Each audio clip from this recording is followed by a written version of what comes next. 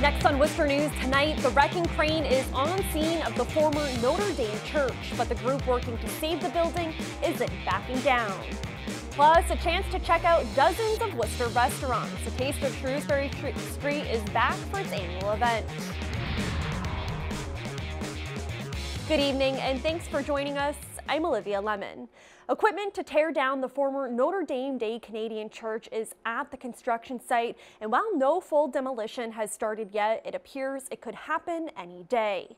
Meanwhile, the group trying to save the building says it will appeal the decision handed down by a judge whose ruling denies a temporary injunction to stop the demolition.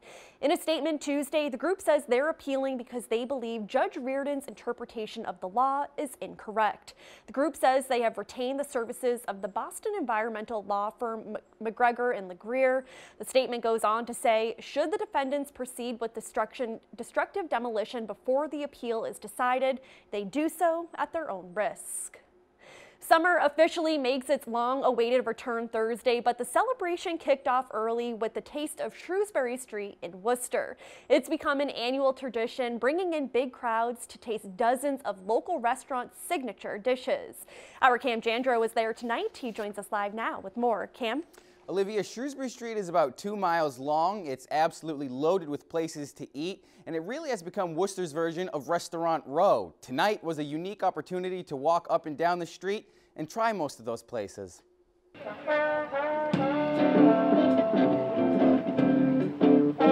Worcester celebrates its unofficial kickoff to summer with the Taste of Shrewsbury Street. I think it's a great way to get to know the restaurants of Worcester and get to know the restaurants of this street, I guess.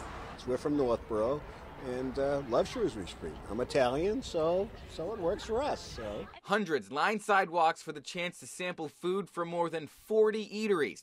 For organizers, it's a way to showcase what the street has to offer to the rest of the area. As you can see, we have great gardens that are going on and things like that on the street. So between that and the culture and the entertainment and food on the street, it's really just a way to highlight all of it all at once. In its 18th year, the celebration is the neighborhood's biggest fundraiser. Proceeds serve as a way to keep the street in good condition, as well as benefit local children's charities. For guests, it's a way to indulge in Worcester's growing food scene. There's so much food, so you're getting more than a meal, and you'd probably pay more than $25 for a meal normally. Oh, I've always wanted to try that restaurant, so now we've walked up to a couple that, instead of going to the regulars, we're trying something that we've never done before. After a long winter, organizers say the Taste of Shrewsbury Street is just an appetizer for the start of the summer Thursday. The food's excellent, beer is good and cold, and we're looking forward to it. You get to eat all the food, but then you get to enjoy all the block parties too. Now in 2017, this event sold more than 5,000 buttons. Organizers say they don't expect it to slow down at all this year, especially when the weather was as nice as it was today. Olivia? All right, looks good. Thank you, Cam. Two popular Worcester businesses battle it out to see which one will represent the Worcester Bravehearts at tonight's game. More than 27,000 people cast ballots for either Table Talk Pies or Coney Island hot dogs, and in the end, Coney Island won with 58% of the votes. The Bravehearts represented the hot dog business with neon blue jerseys. Both businesses say there are no losers. It's all for fun. It's just been a really fun thing for Worcester, for I think for the community, for people. People have just had a really great time with it. Oh, I don't see it a winner or a loser. I think Worcester comes out ahead here in the Bravehearts. And Coney Island is donating money from the charity auction to Amor Para, Puerto Rico. Table Talk Pie is donating to the Hector Reyes House in Worcester. It was a Father's Day to remember for a central Massachusetts family. The mother went into labor on her way to the hospital, and as our Rosalind Flaherty tells us, a state trooper made sure to get her there in time. Massachusetts State Trooper Daniel Gill is all smiles when meeting 2-day-old Samuel Alexander. Gill played a key role in making sure his mom got to the hospital on time. It was quite a ride, I can tell you that. Mom, Mariana Mello Marino, started having contractions on Father's Day and knew she needed to get to St. Vincent Hospital in Worcester. Her husband wasn't home, so she got a friend to drive her. But Mariana says it wasn't fast enough. The contractions were getting really close apart. It was 3 minutes apart. She saw Trooper Gill on the side of the road in West Boylston and pulled over to ask for help, thinking she could give birth at any moment. I thought she was actually having a seizure and opened up the door, and that's when she said, I'm going into labor. I need to get to the hospital right away. Can you get me there? She's not driving fast enough. So I said, sure. She come get in my car, and off we went. Gill got her to the hospital just in time for little Samuel's arrival. Great reward. Father Isaac Mello Moreno says it was a great Father's Day present. Both he and Mariana are thankful for Trooper Gill getting them to the hospital safely for the birth of their healthy baby boy. He really helped out my family. I'm just glad I got the chance to thank you personally. Yeah. Rosalind Flaherty, Worcester News Tonight. An update now on a 3-year-old boy who fell from a 3rd-floor window in Worcester. Police say the boy has several broken bones in his face and suffered a concussion. The child remains in the hospital, but he is expected to be okay. The investigation is ongoing. DCF was notified of the incident and is also looking into the matter.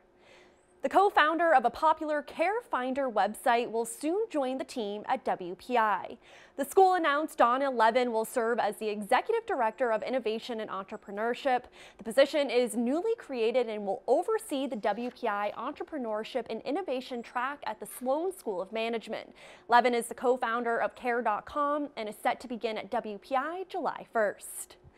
President Trump's no-tolerance policy for people who try to enter the country illegally is generating differing opinions across the country. Our Brittany Schaefer spoke with a local immigrant who says he can relate to the children being taken away from their parents.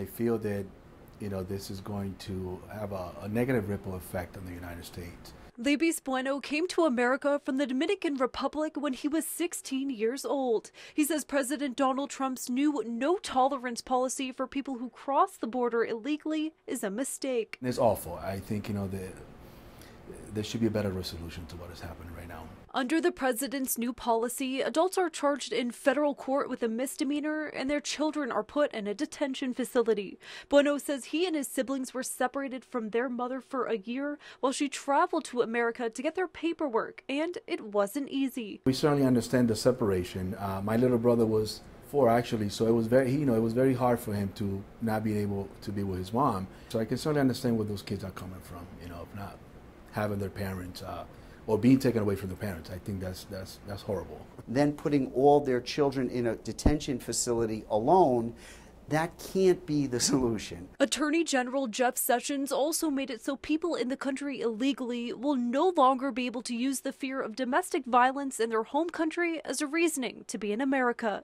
Immigration attorney Randy Feldman says this could create a lot of issues for his clients. I know as their lawyer that whatever small chance they had of making a claim of domestic violence, whether those kind of people will still get asylum under the new Sessions law is hard to know. Bueno says the president's new policy could have the opposite effect he wants. What the president is trying to avoid of having illegal criminals coming into the country, the policy that is being implemented right now, unfortunately, is going to force or, is going to make some people retaliate in a negative way. Bueno says Worcester is a great second home and he's glad it's such a welcoming community. Brittany Schaefer, Worcester News Tonight. Switching gears now, it's opening day for the Regional Environmental Council Farmers Market on Wheels. The van made 4 stops in Worcester Tuesday, including Webster Square. The mobile farmers market offers fresh fruit, vegetables, meats, and cheese, all from local farms.